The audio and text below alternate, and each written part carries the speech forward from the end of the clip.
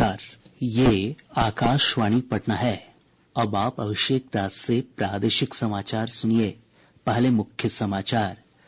उच्चतम न्यायालय ने केंद्र और राज्य सरकारों को प्रवासी मजदूरों को 15 दिनों के भीतर उनके घर भेजने और उनके लिए रोजगार की योजना बनाने का निर्देश दिया। कोविड-19 के बढ़ते मामलों को देखते हुए बिहार में स्वास्थ्य सुविधाओं की निगरानी के लिए विभिन्न क्षेत्रों के विशेषज्ञों का एक उच्च स्तरीय केंद्रीय दल किया गया तैनात। प्रदेश में कोविड-19 से ठीक होने वालों का प्रतिशत लगभग 52 हुआ। राष्ट्रीय औसत से 3% अधिक हुई स्वस्थ होने की दर।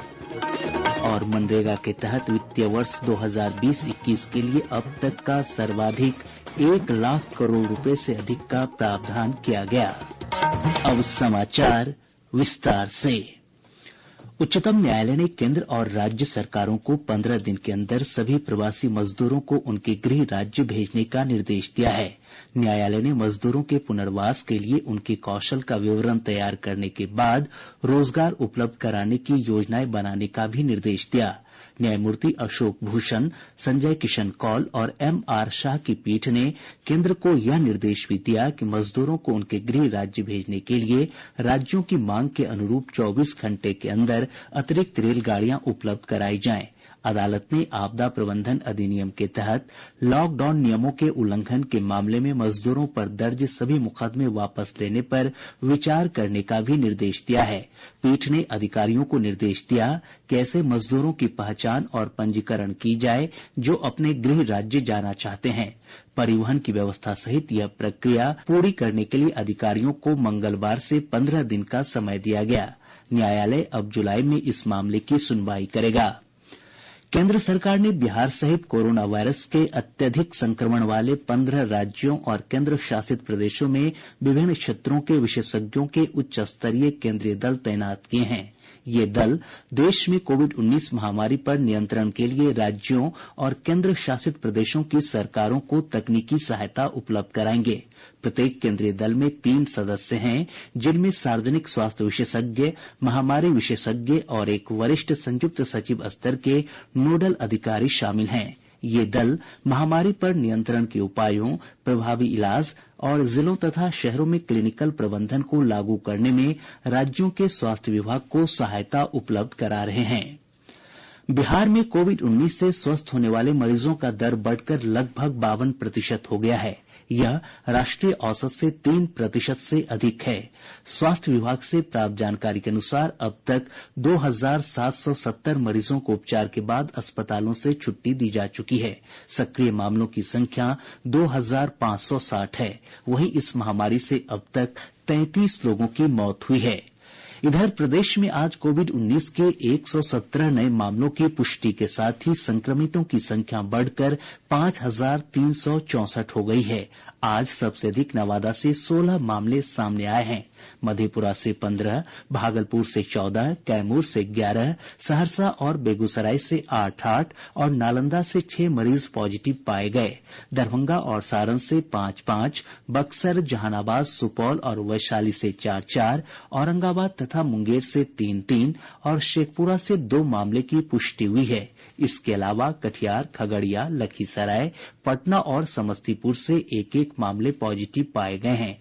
स्वास्थ्य विभाग के सचिव लोकेश कुमार सिंह ने बताया कि 3 मई के बाद दूसरे राज्यों से बिहार लौटे 3853 लोग कोविड-19 संक्रमित पाए गए हैं।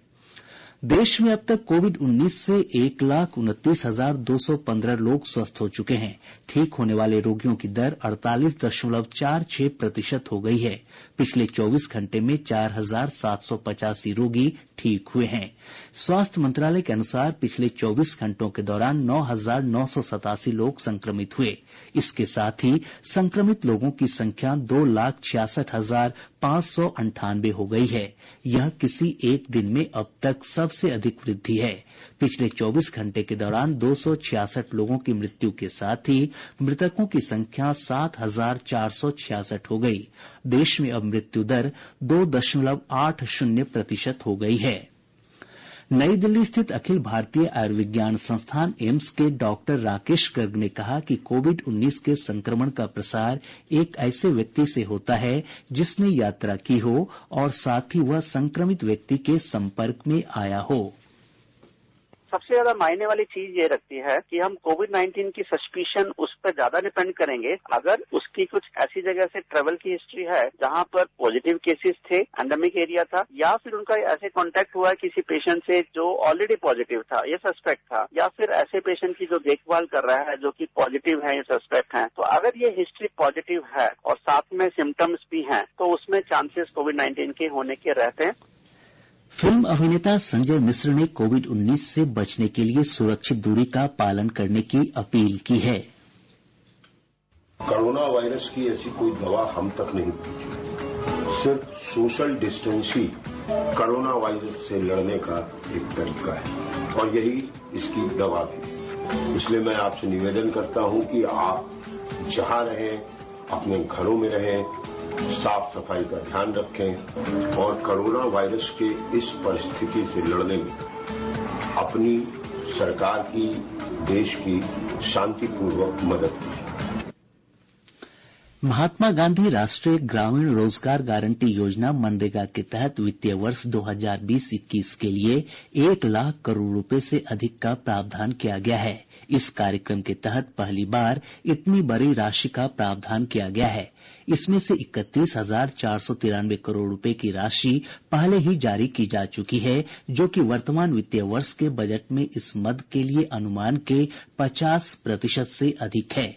अब तक कुल 60 करोड़ 80 लाख दिवस का रोजगार सृजित किया गया है और 6 करोड़ 69 लाख कामगारों को काम दिया गया है। इस वर्ष मई में जिन लोगों को काम दिया गया था उनकी औसत संख्या 2 करोड़ 51 लाख प्रतिदिन है। यह पिछले साल मई में दिए गए काम से 73% अधिक है।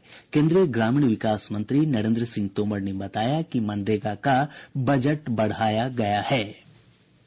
मनरेगा का इस वर्ष का बजट 61,000 करोड़ रुपया था, लेकिन कोविड के संकट को देखते हुए माननीय नरेंद्र मोदी जी ने 40,000 करोड़ रुपए का एक मुश्त आवंटन बढ़ाया। अब मनरेगा का जो कुल बजट है 1,01,500 करोड़ रुपया है। अभी तक 33,000 करोड़ रुपए की स्वीकृतियां प्रदान कर दी गई है। 31,500 करोड़ रुपए की राशि अभी तक जारी कर दी गई है। 61,000 करोड़ मानव दिवस सृजित हुए और कुल मिलाके अभी 6 करोड़ 70 लाख मजदूरों को जॉब ऑफर दिए गए और 3 करोड़ से ज्यादा मजदूर अभी मनरेगा के अंतर्गत काम कर रहे हैं।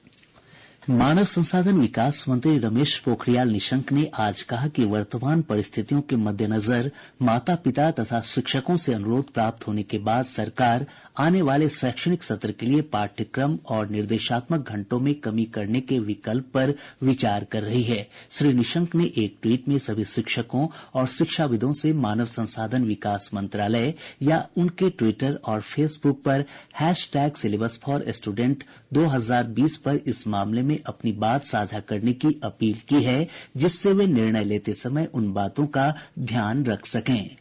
प्रादेशिक समाचार आप आकाशवाणी पटना से सुन रहे हैं। प्रदेश में लगभग 2.5 महीने बाद आज से ऑनलाइन दाखिल खारिज का काम शुरू हो गया है। राजस्व विभाग के विशेष सचिव श्यामल किशोर पाठक ने बताया कि अब अंचल स्तर से ही म्यूटेशन का काम ऑनलाइन होगा।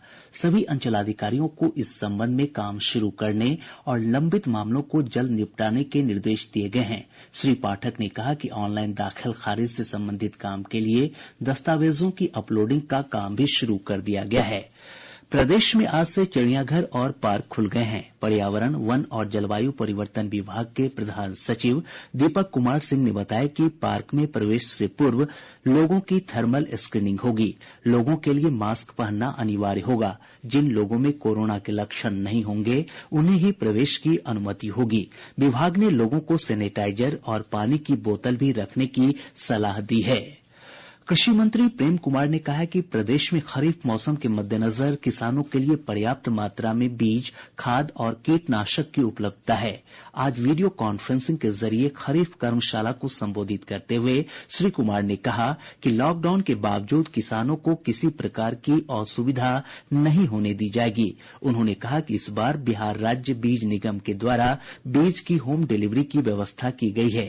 किसान अपनी इच्छानुसार होम डिलीवरी के माध्यम से भी बीज प्राप्त कर सकते हैं। केंद्र और राज्य सरकार द्वारा लॉकडाउन की अवधि में उपलब्ध कराई गई सरकारी सहायता पर लोगों ने प्रसन्नता व्यक्त की है।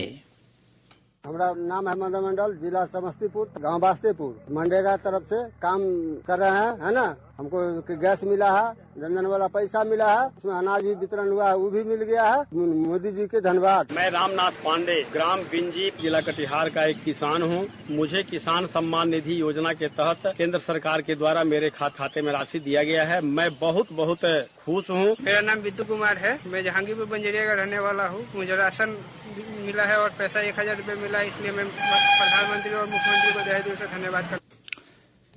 दूसरे राज्यों से प्रवासी कामगारों के बिहार लौटने का सिलसिला समाप्ति की ओर है। आज राजस्थान और तमिलनाडु से एक एक ट्रेन 3300 यात्रियों को लेकर पहुंच रही है। प्रदेश में 1 जून से अनलॉक के प्रथम चरण के तहत नियमों के उल्लंघन के मामले में अब तक 38 लोगों को गिरफ्तार किया जा चुका है। 18 प्राथमिकियां दर्ज की गई हैं। 7314 वाहन जब्त किए गए हैं। साथ ही 2 करोड़ रुपए से अधिक की राशि जुर्माने के रूप में वसूली गई है। सारण जिले के रसूलपुर थाना में पदस्थापित 5 पुलिसकर्मियों को एक ट्रक चालक से अवैध वसूली करने के आरोप में निलंबित कर दिया गया है। पुलिस अधीक्षक हरकिशोर राय ने बताया कि ट्रक चालक से अवैध रूप से पैसा वसूल करते पुलिसकर्मियों के वायरल वीडियो के जांच में सही पाए जाने के बाद ये कार्रवाई की गई है। इधर जिले के सोनपुर थाना क्षेत्र स्थित एक क्वारंटीन केंद्र में शराब पीने के मामले में जिला पुलिस बल के एक जवान को गिरफ्तार कर जेल भेज दिया गया है। प्रदेश में मौसम के उतार चढ़ाव के बीच कल से फिर बारिश होने की संभावना है। मौसम विज्ञान केंद्र के अनुसार बंगाल की खाड़ी में बनने वाला चक्रवात धीरे धीरे उत्तर की ओर आगे बढ़ रहा है। इसके प्रभाव से राजधानी पटना समेत राज्य के कई हिस्सों में कल से 4 दिनों तक बारिश का सिलसिला जारी रहेगा। राज्य सरकार ने पटना के तत्कालीन डीएसपी कैलाश प्रसाद के 3 साल के वेतन निकासी पर रोक लगा दी है। उन पर गांधी मैदान थाना क्षेत्र स्थित एक होटल में शराब पार्टी की सूचना मिलने पर छापेमारी के दौरान फोटोग्राफी नहीं कराने का आरोप है। अररिया जिले के पलासी थाना क्षेत्र के कनखुदिया गांव में पुलिस ने छापेमारी कर एक मिनी गन फैक्ट्री का उद्भेदन किया है। मौके से निर्मित अर्धनिर्मित हथियार और हथियार बनाने के उपकरण के साथ एक महिला सहित 6 आरोपियों को गिरफ्तार किया गया। शिवहर पुलिस ने विशेष अभियान के तहत विभिन्न मामलों में वांछित 31 अभियुक्तों को गिरफ्तार किया है। दरभंगा के डाक अधीक्षक कार्यालय में आज से सुकन्या समृद्धि खाता खोलने के लिए 3 दिवसीय अभियान की शुरुआत हुई है। इस अभियान के तहत 25,000 बच्चियों का खाता खोलने का लक्ष्य है। नवादा जिले के समाई गांव में जल जीवन हरियाली अभियान के तहत तालाब खुदाई के दौरान भगवान शिव, लक्ष्मी गणेश और नंदी की प्रतिमा मिली है। इसके पहले जिले के नरहट प्रखंड के बदलपुर में भी खुदाई के दौरान भगवान राम की प्रतिमा मिली थी। और अब अंत में मुख्य समाचार एक बार फिर। उच्चतम न्यायालय ने केंद्र और राज्य सरकारों को प्रवासी मजदूरों को 15 दिनों के भीतर उनके घर भेजने और उनके लिए रोजगार की योजना बनाने का निर्देश दिया। कोविड-19 के बढ़ते मामलों को देखते हुए बिहार में स्वास्थ्य सुविधाओं की निगरानी के लिए विभिन्न क्षेत्रों के विशेषज्ञों का एक उच्च स्तरीय केंद्रीय दल किया गया तैनात। प्रदेश में कोविड-19 से ठीक होने वालों का प्रतिशत लगभग 52 हुआ। राष्ट्रीय औसत से 3% अधिक हुई स्वस्थ होने की दर।